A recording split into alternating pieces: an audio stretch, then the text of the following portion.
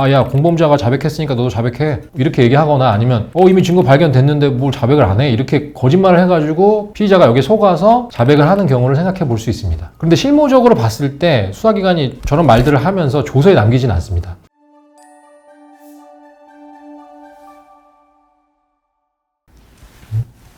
안녕하세요. 낭만로이어 신현승 변호사입니다. 오늘은 지난 영상에 이어서 형사소송법의 증거법칙 중 자백에 관한 법칙 두 가지를 말씀드리려고 합니다. 자백 배제 법칙과 자백 보강 법칙인데요. 모두 헌법 12조 7항에서 규정되어 있을 만큼 매우 중요한 법칙입니다. 먼저 그 내용을 간단히 말씀드리면 피고인 또는 피의자가 재판에서 또는 재판 외에서, 그러니까 수사 단계에서 범죄 사실의 전부 또는 일부를 인정하는 진술을 자백이라고 하는데, 자백을 하면 이것이 재판에서 증거로 사용될 수 있습니다. 그런데 자백 배제 법칙에 의하면 고문, 폭행, 협박, 기망 등에 의해서 이걸 임의로 진술한 것이라고 볼 수 없는 그런 자백, 의심되는 자백은 증거로 쓸 수 없게 되는 것이고요. 자백 보강 법칙은 자백이 유일한 증거일 때는 그 자백만으로는 유죄로 하지 못한다는 것입니다. 먼저 자백 배제 법칙을 말씀드리면, 현 시대에 계신 여러분들은 이제 너무나 당연하게 받아들일 수도 있지만 사실 이러한 자백 배제 법칙이 영국에서 처음 적용된 것도 한 200년 정도밖에 되지 않습니다. 예전에는 다 자백을 받기 위해서 고문을 하고 조선시대에도 보면 항상 주리를 막 틀어가지고 자백을 받아내잖아요. 그러니까 지금은 너무 당연하게 고문이나 폭행으로 자백을 받으면 안 된다 이런 생각을 갖고 있지만,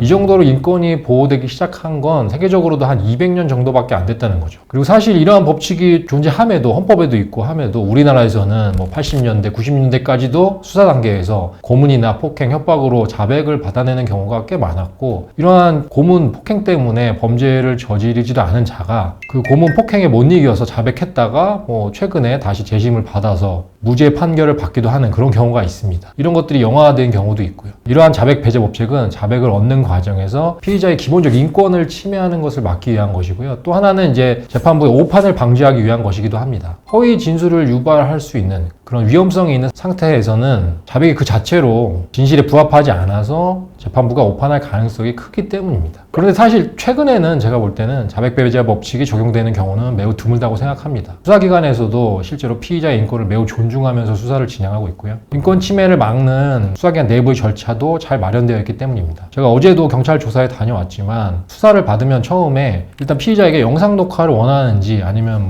원하지 않는지에 관해서 의사를 확인합니다. 그렇기 때문에 혹시나 본인이 고문이나 폭행, 협박이 걱정된다면 영상 녹화를 신청하시면 됩니다. 그리고 영상 재판을 하지 않고 있다가도 혹시 고문이나 폭행, 협박이 발생하는 듯하다 이러면 바로 영상 녹화를 신청하면 영상 녹화를 해주게 되어 있습니다. 변호인을 선임해서 조력을 받겠다고 말씀하시면 수사를 중단하고 다시 조사 날짜를 잡아주기도 합니다. 또 조서에다가 자필로 수사 과정의 위법성에 관해서 기재할 수 있는 그런 칸도 있습니다. 그러니까 현재는 수사기관이 고문, 폭행, 협박 이렇게 해서 자백을 얻는 경우는 거의 없기 때문에 자백 배제 법칙이 자백을 배제하는 기능보다는 수사기관의 인권 존중, 절차 준수를 강제하기 위한 법칙으로 더 강한 의미를 갖고요. 혹시나 수사기관에서 마음먹고 자백을 받아내겠다 이런 강한 의지를 가지고 분위기를 굉장히 험악하게 하더라도 분위기를 험악하게 하는 것 이상으로 폭행이나 협박을 하기는 어렵습니다. 이러한 법칙을 잘 알고 계시면 괜히 그 험악한 분위기에 눌려서 하지도 않은 일에 대해 자백하지 않을 수 있는 그런 마음가짐의 근간으로 삼으시면 좋을 듯 합니다.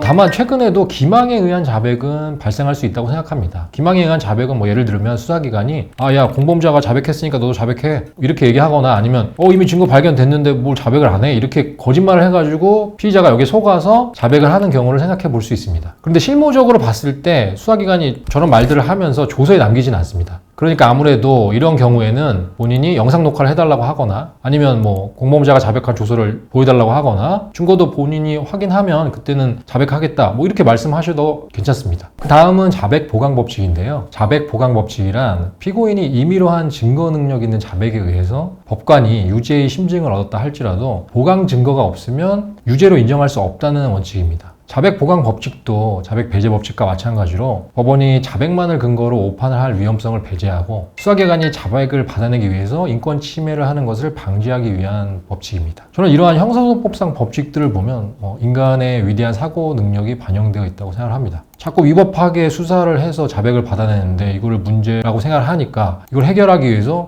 아예 자백만 있으면 유죄 안 되니까 너네 다른 증거 확보해야 돼. 이런 내용이잖아요. 제가 보기에는 아주 적절한 해결책인 거죠. 그런데 보통 수사기관에서는 아무래도 위법한 수사를 좀 할 수도 있다 이렇게 생각을 하는데 법정은 공개 재판이기도 하고 재판장이 피고인한테 자백을 강요한다는 것은 사실 우리가 생각하기 어렵잖아요. 그래서 법정에서 한 자백에 대해서도 보강 증거가 필요할까 이런 생각을 할 수 있습니다. 그러나 형사소송법이 보강 증거가 필요한 자백에 제한을 두고 있지는 않기 때문에 피고인이 법정에서 자백을 하더라도 보강 증거가 없으면 유죄로 인정될 수 없습니다. 결국 이 법칙의 포인트는 보강 증거가 필요하다는 것이기 때문에 어떠한 증거가 보강 증거가 될 수 있는지가 가장 중요하다고 생각을 합니다. 일단 보강 증거는 당연히 증거 능력이 있어야 합니다. 위법하게 수집된 증거는 증거 능력이 없으니까요. 보강 증거도 될 수 없는 거죠. 저도 예전에 이제 자백 보강 법칙을 주장해서 무죄가 나온 경우가 한 건 있었는데요. 그때는 보강 증거가 위법하게 수집된 증거라고 인정이 돼서 증거 능력이 없어졌고 그 결과 자백이 유일한 증거였기 때문에 무죄가 나왔습니다. 사실 저번 영상에서 말씀드린 위법 수집 증거 그 사례와 같은 사례인데요. 피의자가 검찰 조사에서 뭐 특정 물건을 소지하고 있던 사실에 관해서 자백을 했습니다. 그런데 그 물건이 압수되는 과정에서 그 물건이 보관된 차량과 그 물건 자체가 유류물이 아님에도 영장 없이 압수된 거죠. 그래서 위법 수집 증거가 되었는데 그렇게 압수된 물건 이외에는 특정 물건 소지에 관한 혐의에 대해서 증거가 자백뿐이었기 때문에 그 혐의에 관해서는 유죄가 될 수가 없었습니다.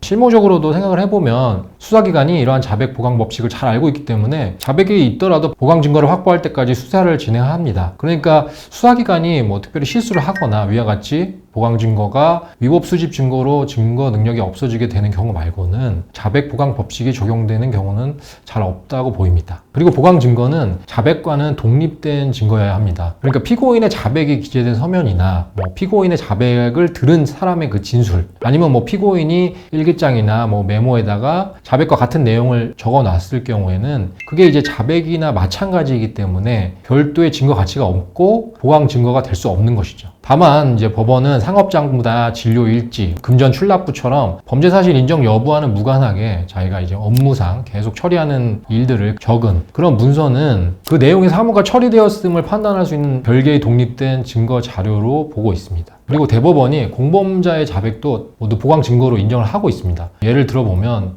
A, B 두 사람이 함께 절도 범행을 저질렀는데 A, B 모두 자백을 했습니다. 서로의 자백 말고는 증거가 전혀 없는 상황입니다. 근데 이제 A 입장에서는 자신의 자백 이외에 B의 자백만이 증거인데 그것도 이제 결국은 자백이잖아요. 타인의 자백이 내 자백의 보강 증거가 될 수 있느냐? 이렇게 문제가 되는 것인데 법원은 타인의 자백도 내 자백은 아니니까 보강 증거가 될 수 있다고 보고 그 보강 증거를 통해서 유죄로 판단할 수 있다 이렇게 판단하고 있습니다. 마찬가지로 B도 이제 A의 자백이 보강 증거가 돼서 유죄로 판단이 되겠죠. 이렇게 오늘 자백에 관한 증거 법칙을 알아보았습니다. 제가 지난 영상부터 계속 강조하고 있지만 이런 증거 법칙을 잘 알아두시는 것이 여러분의 인권을 보호할 수 있고 수사기관의 부당한 수사에 대항할 수 있는 중요한 방법이 될 수 있습니다. 그래서 다음 영상까지 형사소송법상 증거법칙을 조금 더 설명드리려고 하고요. 다음 영상에서는 가장 복잡하고 어려운 전문 법칙에 대해서 한번 정리해서 말씀을 드리겠습니다. 오늘 영상이 도움이 되셨다면 구독과 좋아요 부탁드립니다. 감사합니다.